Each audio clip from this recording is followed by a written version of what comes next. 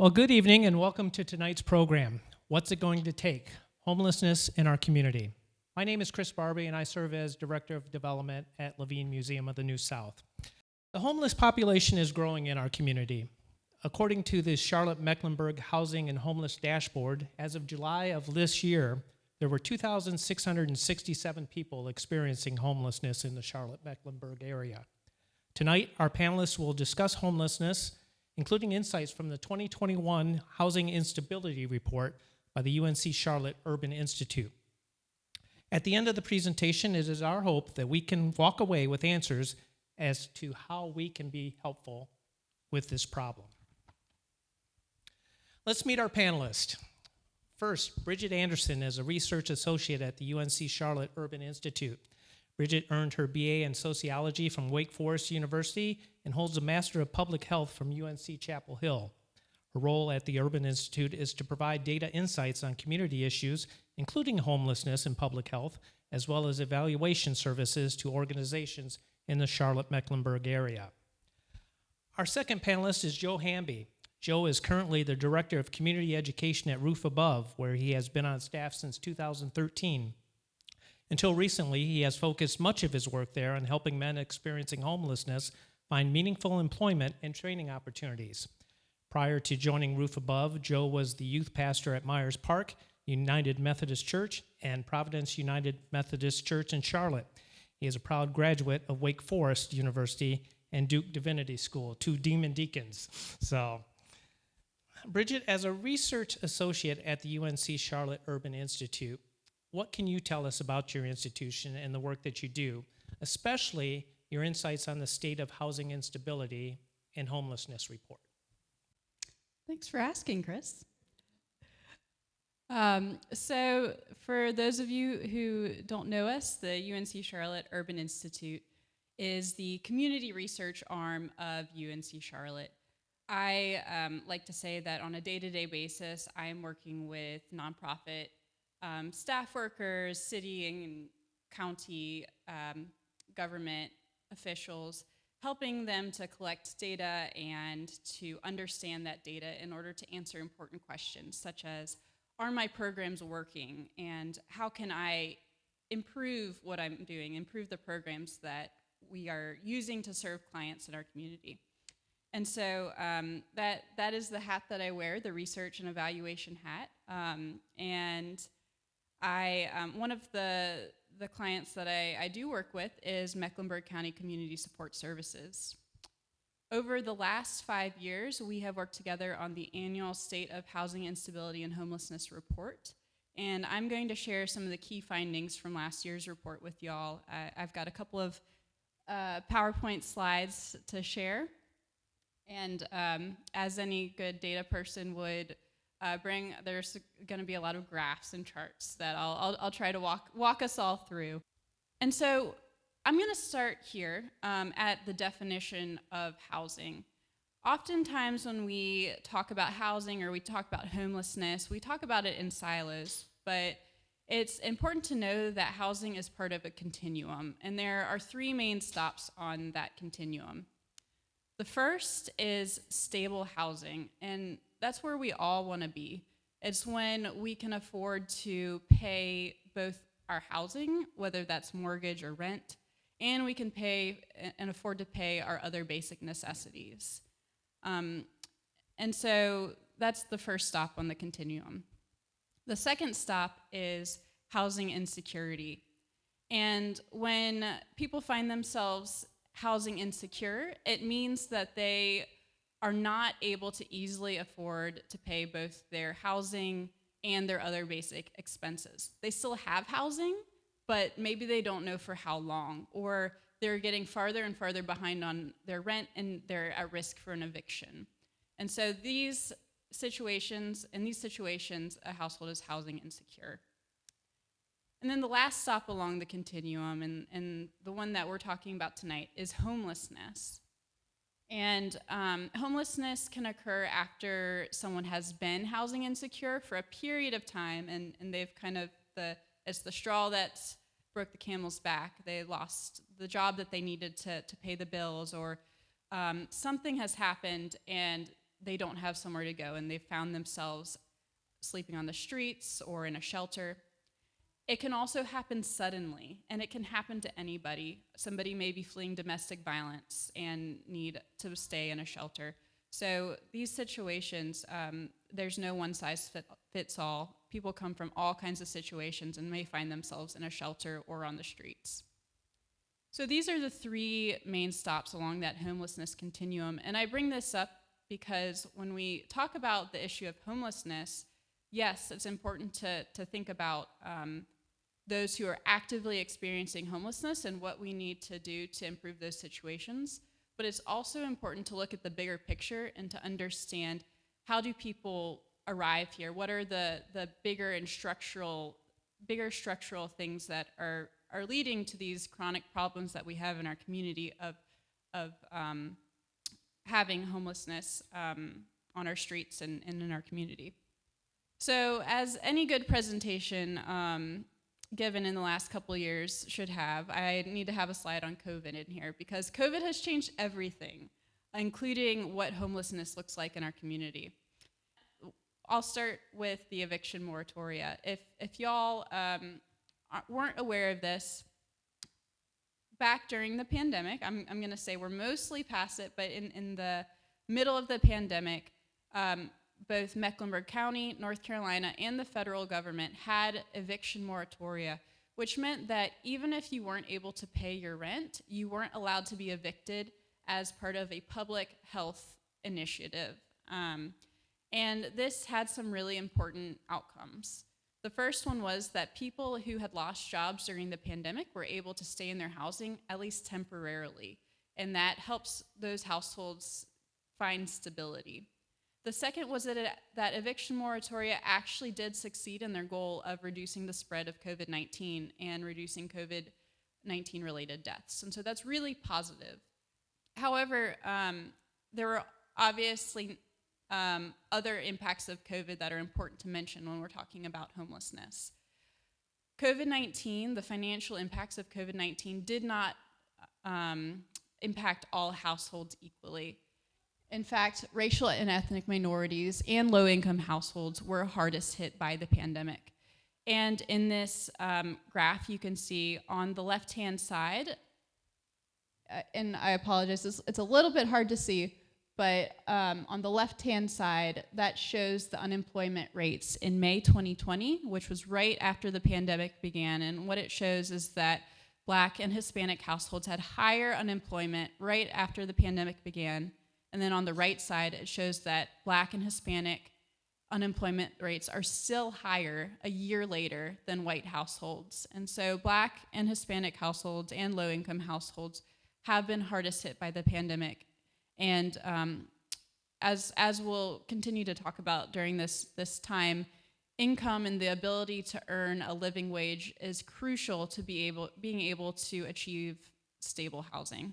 So one of those stops along the continuum was housing instability. And so I'm going to share some of the trends and statistics from our community about what is happening among this group of people who are not homeless yet, but are having trouble paying both their rent and their other basic needs and are at risk for homelessness.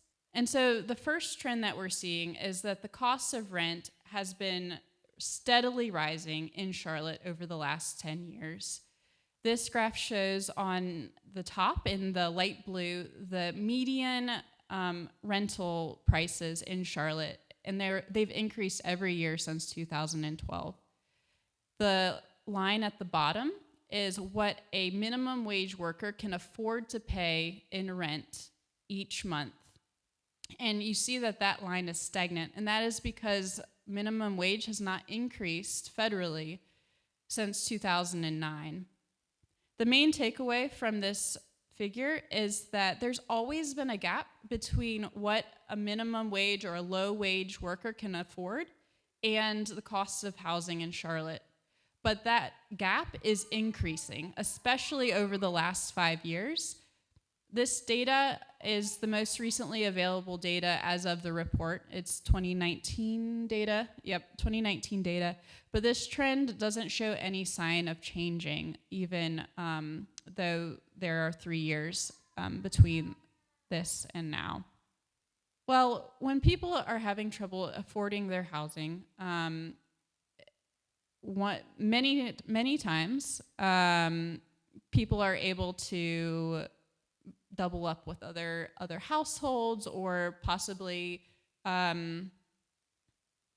they may be able to find a housing that they can't afford. But in other times they may not be able to, and that's when homelessness becomes a factor. And so households who are not able to find housing that are affordable to them are at risk for homelessness. And that's what I'm going to talk about next, is some of the trends we're seeing in our community related to homelessness.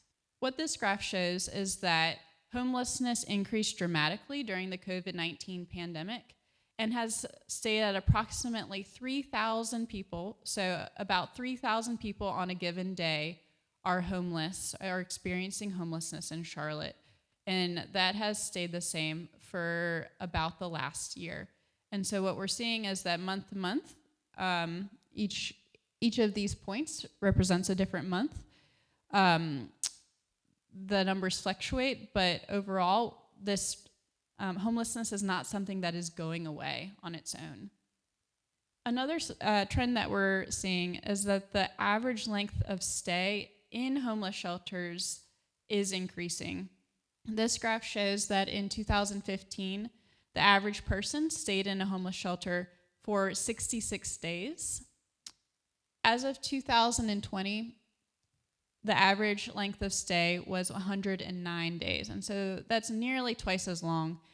Why is that happening? Well, we go back to the same issues we were talking about before, is this lack of affordable housing.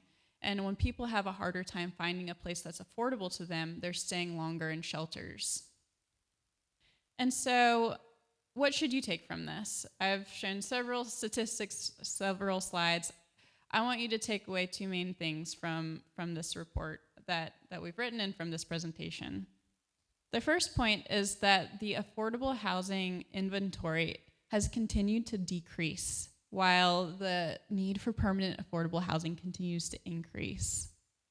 The second point I want you to take away is that COVID-19 has exacerbated the pre-existing problems of homelessness and housing instability, and it has disproportionately impacted minority and low-income communities.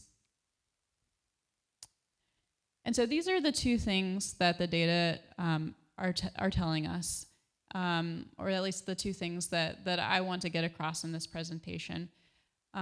There's a lot more data insights in this report, and you can find it at this website, mecklenburghousingdata.org. We have a new report that actually was released today on homelessness prevention that we're really excited about. You can find so more data on this and other homeless-related topics here. So with that, I will give it back to you, Chris. Thank you very much. Well, as promised, joining us this evening for poetry reading in between segments is Jah Smalls. Jah was born and raised in East New York section of New York City. Coach Jah Smalls is both a poet and MC. Alongside his biological brother, Mr. Witz, Jah Smalls is part of Granny's Boys, highlighting the nickname given to their mother. Granny's Boys has become a cornerstone within the Charlotte-Mecklenburg community and recently celebrated their 9th anniversary in June of this year. Welcome to the stage, Jah Smalls.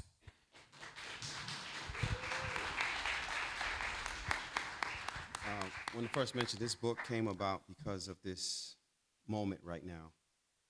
All the poems in this book is actually centered around people that I know who are less fortunate than we are. And we'll get into that later. This first poem is called Home. I've never met two people who spell home the same way. Matching drapes and blinds, but details hanging in the hallways we call memories. Dark and mixed with every shade of color you could think of. Come morning, Someone will have to be placed. Weekdays faces intermingle like dancing kaleidoscopes. Mirrors of sparkling eyes focus on one thing or another. Left over right, hands either in pockets or holding on to lunch bags and purses. There was a time when I found my tiny fingers wrapped around the arm straps of my favorite book bag. Tried my best to hide my Vaseline-riddled face in the cave of my hoodie, just to make the cold air quiet. I remember we'd meet up 2 blocks from my home, scurry several white-lined crosswalks before we could see the school. It must have been midsummer when I last saw him.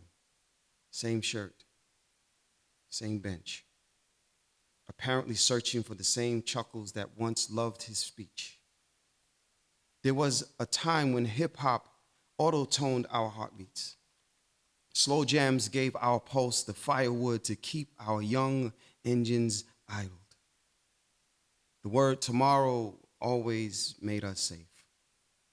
It said, I love you enough to keep you in my life forever. It says your name belongs in my prayers just as the shirt on my back is yours, if ever you lose yours. I was leaving the home of my uncle on this day. I remember the speeding cars spinning empty potato chips bags in the air, owning the New York City one-way street as if speed limits lost their numbers. I saw a crowd hugging the curb at the next block, and someone's car was playing music that I thought, what an amazing day this must be. Neighbors huddled against the same bass lines and made anthems in our basements 3 decades ago. I never thought I would see him this way, covered in hand-me-downs and addiction, twirling arms to a song that didn't belong to us. I've known him since innocence, when youthful chatter made the 6th grade fun and high school sounded like we were half grown and cuss words actually gave us adult-sized speech patterns. It told us that we were too old to be told what to do, yet too young to not need direction. There was a time our eyes bled in the same moments. We learned a classmate would never call out his name again. So we cried the same lost ones and not for those lost ones. I'd give 3 fingers if I can go back to that time.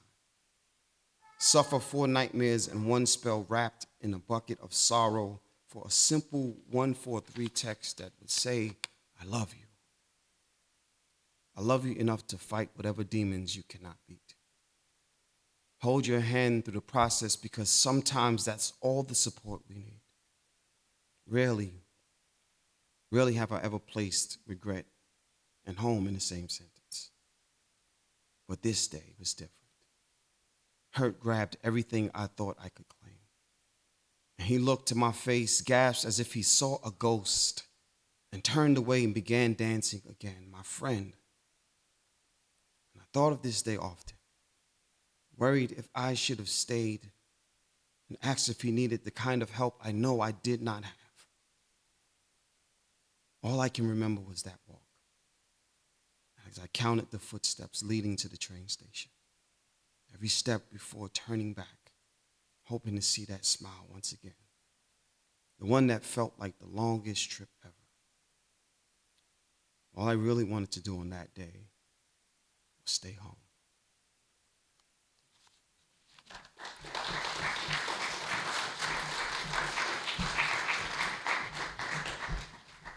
Thank you, Josh.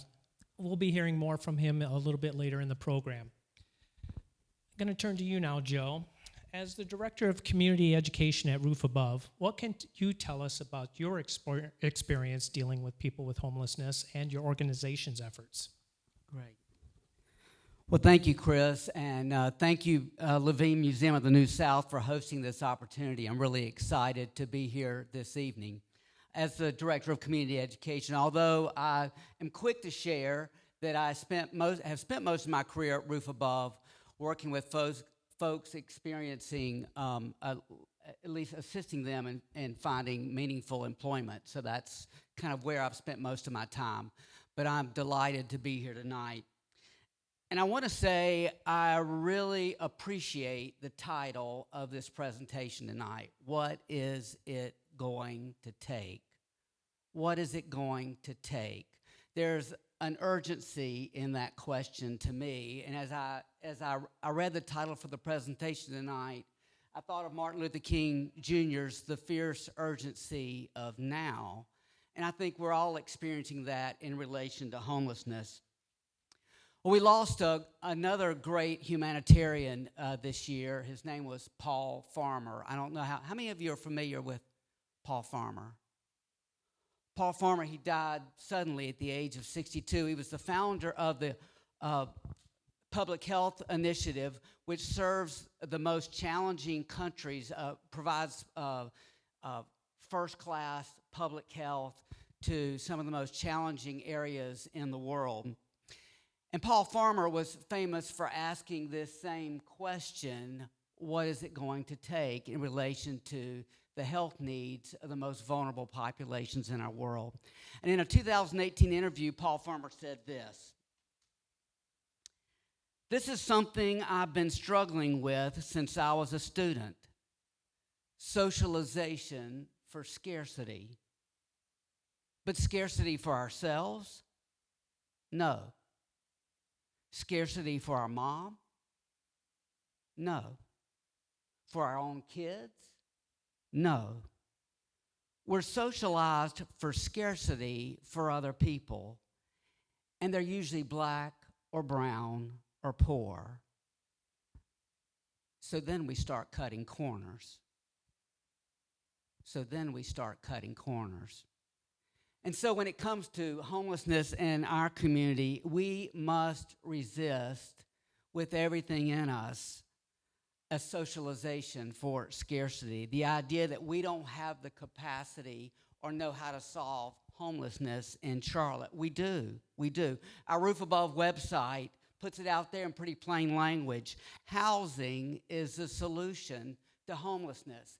And if you want to finesse it or add a little nuance to that, you can add that affordable housing, which we've already been talking about tonight, plus supports. We all need supports. No one gets through life alone. But affordable housing plus supports is the solution to homelessness. So if you're not familiar, how many of you are familiar with Roof Above, or at least know the name?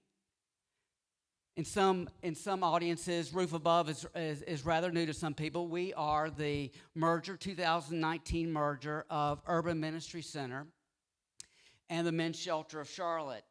Today, we are a comprehensive homelessness services provider. We reach about 1,300 people a day. Many of you may know us from our work at the Day Services Center, the former Urban Ministry Center, and you may also know us from our work at the emergency shelter. But Roof Above is so much more than that. And I just really quickly wanted to share very quickly some of the ways at which we are addressing homelessness in Charlotte. First of all, you mentioned the pandemic, Bridget, and we absolutely had nothing to do during the pandemic at Roof Above. So we decided to buy a 341-unit apartment complex, Hill Rock Estates. How many of you know about Hill Rock Estates? I see some very knowledgeable audience here tonight.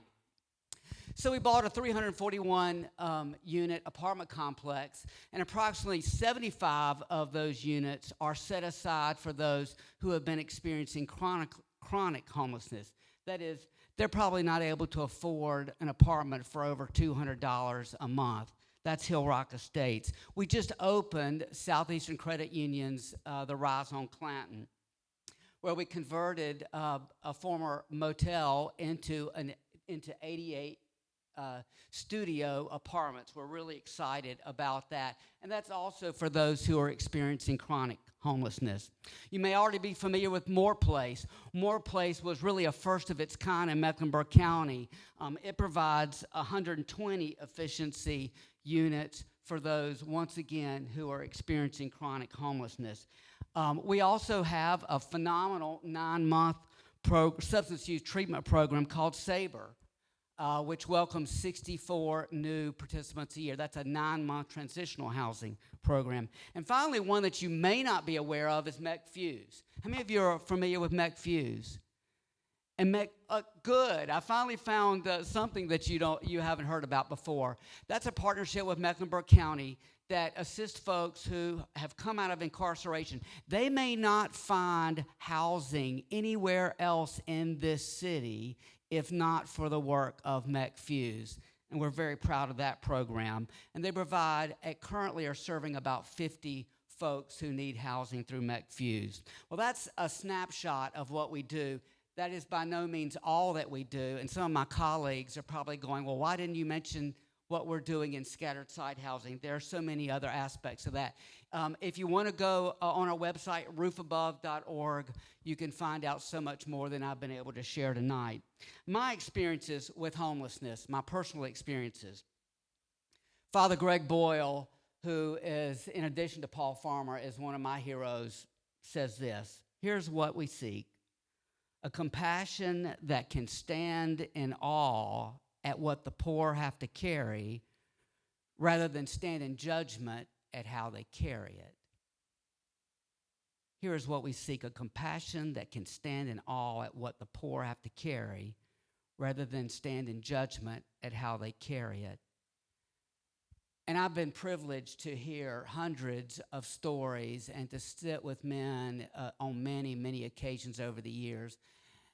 And I come away again and again with a feeling of awe at what our men have to carry. They have survived and overcome more than you or I could even possibly imagine. Beyond the bravado, the natural pride, the I've got this front, our men carry enormous burdens. Just think about the stress they're under, trying to meet deadlines and expectations with very limited resources or no resources. The fears that they can't give voice to, the judgment, the disappointment that many of them carry inside, the despair that anything is likely going to change in their lives. Sometimes our work is just reminding our guest of their original, indelible goodness and the greatness that is inside of them. Just had an experience last week with a young man, came into my office. He's in his late 20s. And we had a great conversation, by no means agreeing on actually much of anything. And so we were going back and forth. And at the end of our conversation, I basically said, I don't think we're going to agree on this. But I said, one thing I can tell you, you are one of the most persuasive speakers that I've had a chance to engage with in a long time. And you have such gifts for persuasion. You have this warm personality, this great welcoming face. I said, you would be wonderful in the legal profession. You would be wonderful there. And as I looked at him, the tears began to come down his cheeks. And it's as if he hadn't been told that before. And yet it was so easy to see that there was such greatness there. And it was just waiting to be invited to come out. And those are the kind of moments for me, those moments of connection with our guests at Roof Above that have been most meaningful to me over the years. But make no mistake about it, the victories indeed are hard won. They are hard won. And the difference between success and disaster is very thin because the resources aren't there. And unlike for many of us, the social supports are not there as well. Our guests struggle with traction.